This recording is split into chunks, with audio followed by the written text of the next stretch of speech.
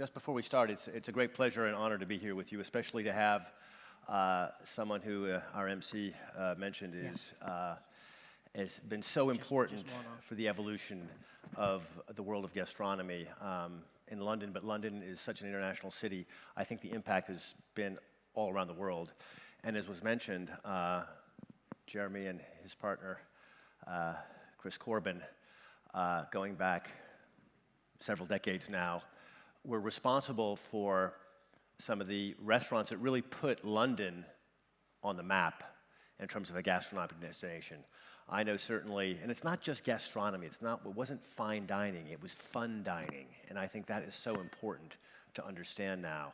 I've been in Europe now, living in France for almost 40 years, and I remember, back then, London was known as a nice city, but it was not a city you went to go to dine in and to have a meal in.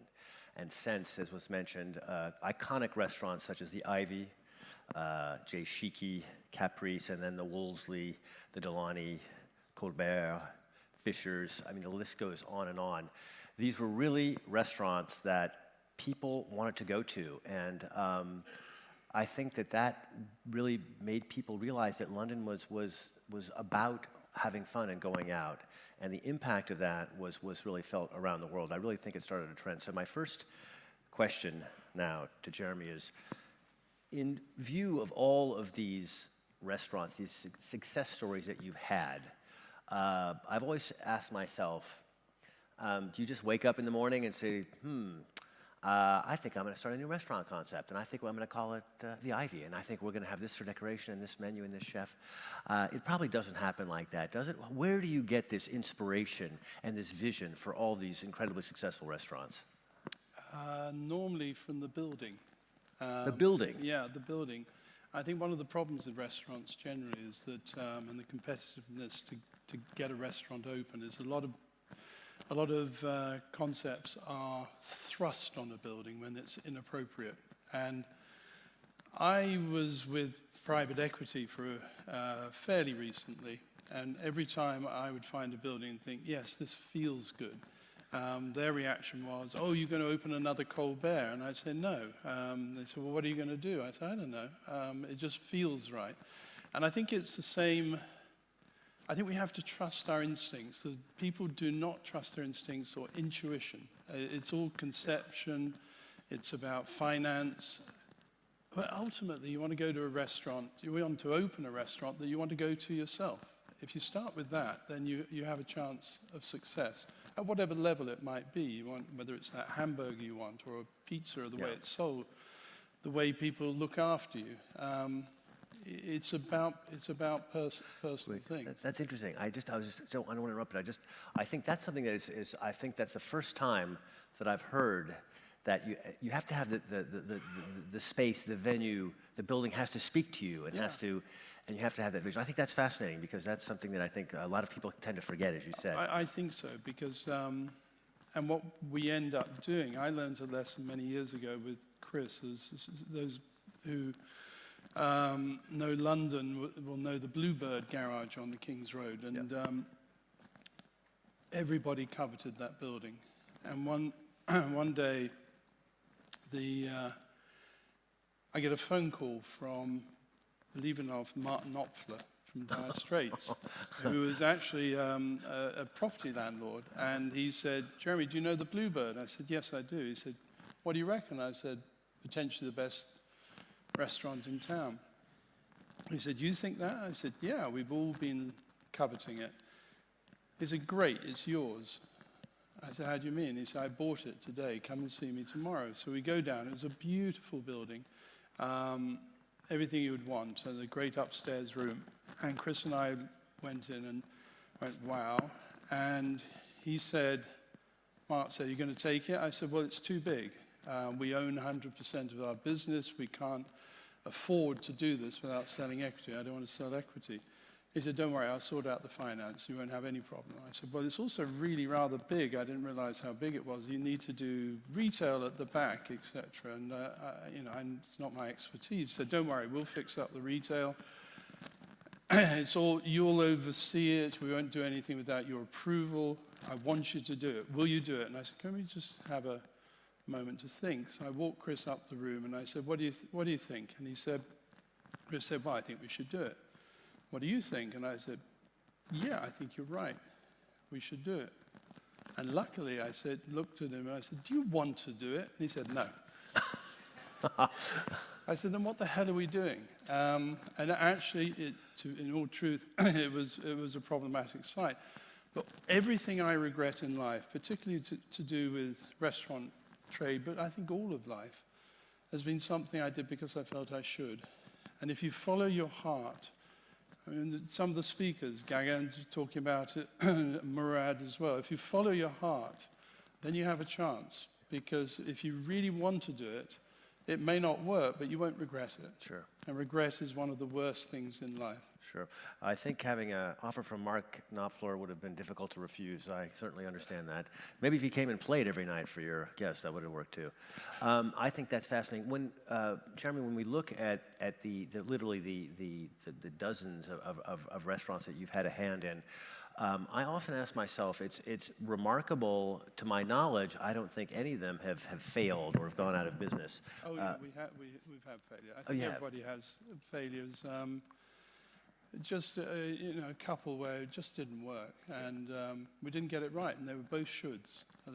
I knew they were shoulds at the time. Oh, interesting, okay. And one was back in 2004-05, and we opened, I think, 2006, and it really went wrong during the, 2006. It went really wrong during the financial meltdown. Everybody said, oh, well, that was the reason. I said, no, it wasn't the reason. We got it wrong.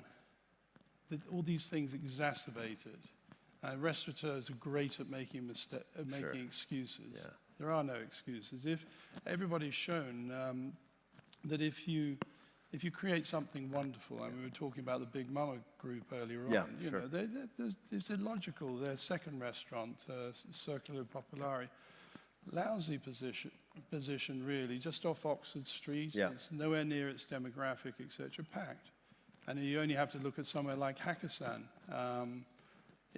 Anybody who knows London will know that's a cul-de-sac, almost impossible to reach, where they created in a basement which was damp, a restaurant which traveled the world. Yeah. It's, if you get it right, there's nothing stopping you. What would you say if you look at the different, I've been to most of the establishments that you've been involved in, I find that there's always one thing in common is the great vibe, people having fun. It's the look and feel, it's the music, it's the staff, it's everything. But would you say there's any common thread of your successes? Is there one or two or three key success factors that you would say, and are those things that you want to do, or those things that just happen because of your vision? Well, I think it's giving people what they want. Yeah. But when I'm asked what are the most important ingredients in the restaurant, I'm a bit oblique and I say heart and soul. And heart and soul can't be quantified. And one of the beauty of restaurants is that you can't, unless it's a very simplistic facility, you can't homogenize. The heart and soul's there. And I'd also add love. Love is because we're now going into somebody, I think Gagan mentioned love earlier on, but I've been talking to maitre d'hotels, for instance. I said, you're under threat. And they'll say, really? And I said, yeah, AI. Because AI can do it as well as most maitre d'hotels. AI can see me walk through the door, even if I'm a stranger, and say, good evening, how can I help you?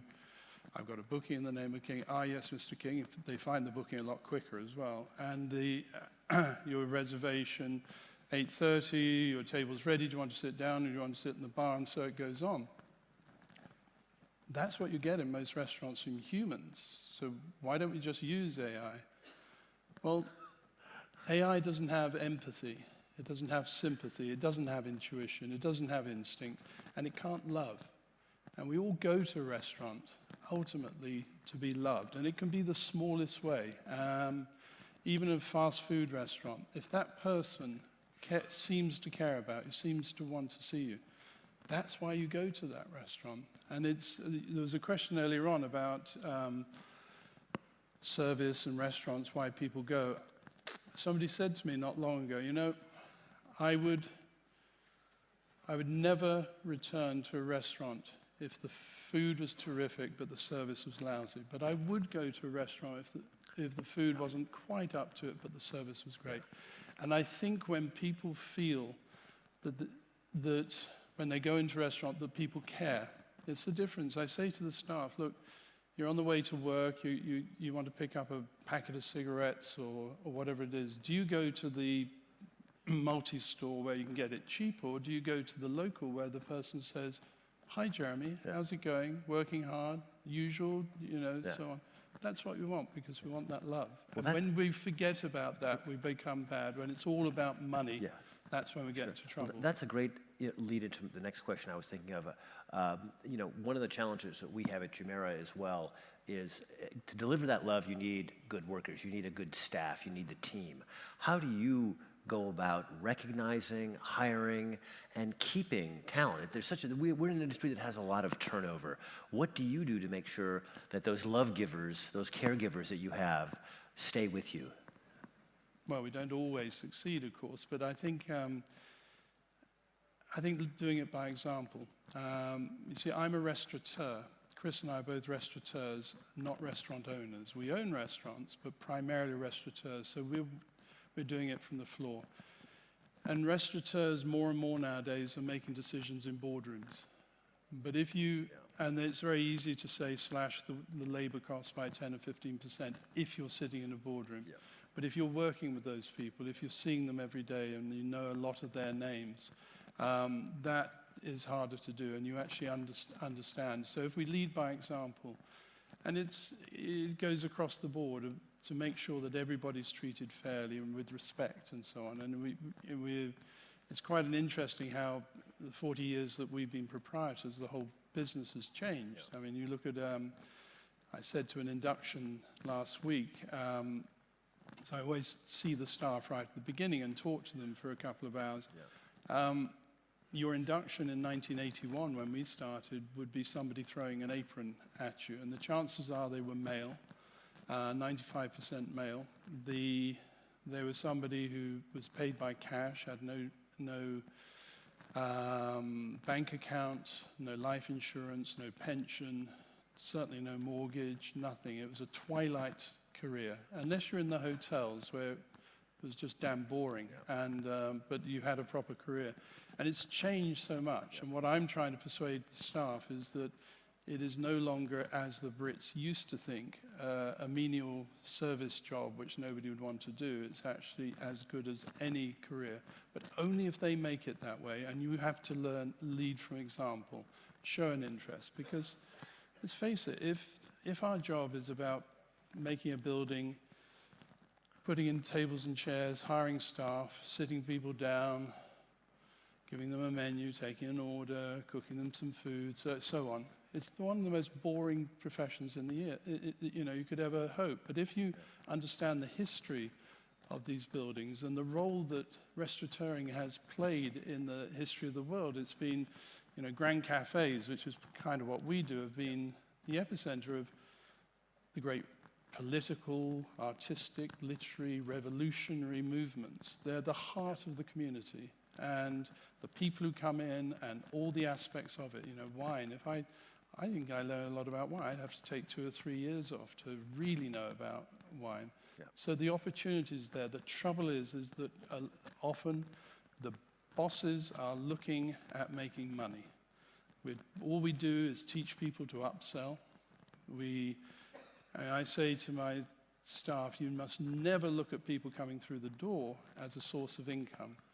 They must be looked at as an opportunity, and the opportunity is to give somebody a good time. Yep. And if you give them a good time, then you make money. And that's the way we've always done it. I think that's great. And the other aspect, that you were saying why it's a buzz, is that what I learned is a lot of the most interesting people who go to the restaurant are the least affluent. It's quite often it's necessary that the more wealthy people are almost subsidizing. So my ethos is give people the opportunity to spend, just don't make it mandatory. Then you have a chance of it being fun. Great, that's a choice. I think no, that's fascinating. I think that's certainly in our industry, we do have a tendency to think of maximizing revenues, but not maximizing the experience. Yeah. If we were to take a look at a pie chart, Jeremy, if you were to have a pie chart of any of your restaurants and you had food, service, ambiance, wine list, look and feel, music, lighting, whatever it be, what would you say were the top? Are those things kind of balanced out, or do you think are there a few elements of the restaurant that are weighted more heavily in terms of really delivering the experience you're looking for? Again, I think it depends on the building. There's something about buildings, and I was saying about first reactions. It's very similar. I'm sure a lot of people in the room have walked into an apartment or a house and not gone beyond the hallway and known that they were going to buy that house or that flat or rent or it not. or whatever. Or Sure, not. yeah. And if you react to that instinct, and Almost visceral, yeah. Yeah, a lot of people have written really well about it. Richard Brooks in The Social Animal, Malcolm Gladwell, people like that. Yeah. When it comes to a restaurant, some of my best experiences in restaurants, my very favorite experiences, have been in simple rooms with simple tables and chairs and liquor paint on the wall. And they've often been much better than sitting in the luxury of years ago, Robuchon, and having the all-white truffle menu, etc., because of the heart and soul. I do think if I, out of your list, only had a choice of one element that I could be sure to dominate the experience, would probably be the lighting. Okay. I think is very, very important, the lighting. It's rare that you find a good restaurant which is badly lit. Yeah. A certain amount in Central Europe, but it's pretty No, hard. you don't want to feel like I can remember feeling like a bug on a pin sometimes, and in the lighting for sure. No. Jeremy, would you say that do restaurants have a given lifespan? I mean, do you think that it's by definition, restaurants eventually, they come and go, obviously, but is there a time when a restaurant is kind of, its days are over, a page turns, or is that something that's brought on by not keeping up with things? Well, I think it's not keeping up with things. I think if a restaurant is finite, it's normally not the customer's fault, it's normally the proprietors. I play a game with the staff. If we win an award, I will sit with managers and say, how are we going to win that next year? Yep. And somebody falls into the trap, which I've set. The old hands sort of nod because they know what's coming. And what it is somebody will say, by maintaining our standards. I said, no, you go bankrupt if you maintain your standards. And they say, how can that be? And I said, well, if that's your aspiration, you've always got to get better. Otherwise, it starts to go down. Continuous improvement, then. Yeah, continuous improvement. And also, other people are getting better all the time. And so, I was reading last week, I think it was, Pompadour, which is a restaurant in Edinburgh, closed after 98 years. 98 years? 98 years. But you only have to walk through Paris, and there's a lot of restaurants there who are still going. Sure. I occasionally set a target. Even years ago, I'd say, right, I'm only going to eat in restaurants that are over 150 years old. And it's possible in Paris. It is. And sometimes they haven't changed the staff. I know, I've been there. Sometimes. Yeah. But it really is possible for longevity. People like longevity, but it has to evolve all the time. And this is, evolve.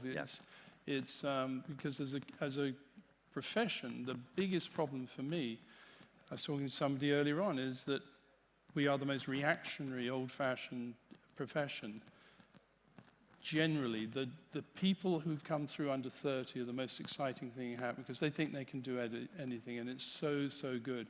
Because every innovation over the last 30 years or so, I've met resistance with. I did one not long ago over a technical matter, and there's 8 managers said, no, we think you're wrong. And I went ahead and did it, and they said, why would you do it if we all think it's wrong? And I said, well, first of all, it's not a democracy. Democracy is like a committee. And for me, committees and democracies in restaurants, a good example is the old saying that a camel is really a horse, but designed by a committee. You don't, because you don't actually. The worst of all worlds. The worst of all, but it does the job. It'll get you there. It's cheap to run. It's all, but it's not what you want. So, the innovation's been fought off from the 80s when people say, "Oh, we don't need computers. We don't need email, EPOS, computerized reservations or anything." Everything was resisted over the years. We hate change, but change is normal, and they have to understand that. That's another question I've always wondered. If I know you have arguably with Chris Corbin have come up with a magic wand in terms of being able to come up with successful restaurants. If someone were to, if you were going to speaking with someone who wanted to go in the restaurant business, what would you tell them not to do? Lose control. Okay, lose control. Yeah, I think it's most restaurants are ruined by investors. Okay. So much. Interesting words. Hope that's not, you don't have any investors, do you? No, they're calling you right now. Very upset with what they do. No, it's an alarm. It's an alarm. It's investors. No, I have had investors. The first round, when we did the early restaurants, we were 100% owned by ourselves. And this time round, when we opened the Wolseley, we took on investors. Yep. And I get asked, what were the worst 3 mistakes you ever made? Good induction question. I said, it's easy. First time I took on investors, second time I took on investors, third time I took on investors. But it doesn't have to be that way. There are great investors out there. Good, you reassured me. I mean, so much. My experience is such that I don't know whether you'd call it poacher turning gamekeeper or what, but we're actually going to raise money for a fund to show that, along with some very good people, very White Rabbit in Beaver, 2 or 3 more, and I've forgotten, and there are some really good ones. But actually, to show that you can invest with integrity and care and support and understanding what a restaurateur's life is. Because it's like in life, we get attracted to people for one reason or another, whether it's in business. I think Steve Jobs used to say, why is it that big companies see talent, see innovation, see ability far beyond what we're doing ourselves? We want them, we invest in them, we buy them, and within a remarkably short time, we start telling them what to do. And that has to change. Yeah. And I know a lot of investors who insist on taking majority stakes. I don't want to take majority stakes. I want to take minority stakes to give those people the encouragement, but to be there to help. Because unfortunately, for too many people, you find that the investor is thought to be a necessary evil, and an intrusion and an unwanted presence on the board, etc. And for some, that's the truth, but it doesn't have to be that. And there are some very, very, very good people out there who are doing it. Interesting. I think we have we have another couple of minutes. If there are any questions out there, if we have time for a question or two. We have, I have a hand up quickly. Hi. Hi, Jeremy. Rick from Cricket. Oh, hi. I'm very proud to be your neighbours in Soho, and can certainly vouch that you and Chris are always on the floor whenever we're in there, which is most days. Very inspiring to us. But my question to you is, neither you or Chris are chefs. I'm very fortunate to have my business partner who is the chef, and I think these days a lot of people find that a very important part of it, and I'm not sure I would open a restaurant without a chef these days. How has that been for you over 40 years and all your establishments? Has that ever been like a risk or a worry for you? And how is that ongoing? It's a perfectly fair question, and we did think about it a lot. There was, in some ways, less common now. Is that there was often the chef thought in the 80s and 90s thought they were more important than the restaurant, and the whole celebrity chef thing was actually quite cancerous. And we wanted the experience to be the most. And what I like out of a restaurant is going in, and when I walk through the door, I want my feet to almost leave the ground as I'm transported by one member of staff to another. And I see people in the room, I see friends, I wave, I say, oh, celebrity, or what are they doing together? I arrive at a table where my friends are not looking at their phones and not taking photographs, they're just talking. and the feeling rises, and then somewhere, maybe middle of the main course, somebody stops and looks down and they said, you know what, this is really, really rather good. And people agree, and they say, I'm fairly priced, and then carry on with the evening. I never want the food to be the main event. It's an important element of it. And because we had such strong ideas of what we wanted, we didn't feel we needed the chef element. We needed really good chefs, and a lot of people like Mark Hicks went through us. You know, we hired him. We like hiring the talent at an earlier stage, and then they can go on and do other things themselves, which has happened a lot. Chris Galvin, Mark Hicks, etc. But so would my advice be you must have a chef? No, but you need to be really strong and have enough experience yourself. Chris had more of a chef training. I'm an autodidact. I learned everything myself. The combination is he would set out how it should be done, and then I would change it to how it could be done. And that was the more fun. And that's what we learned. Great. Thank you so much. We're out of time, but I want to thank you, Jeremy King, for coming. OBE, by the way, I think that's a great Order of the British Empire, which is, I think, a tremendous recognition for everything you've done. And thank you very much. It's been fantastic. Thank you. See you in London. Thank you very much.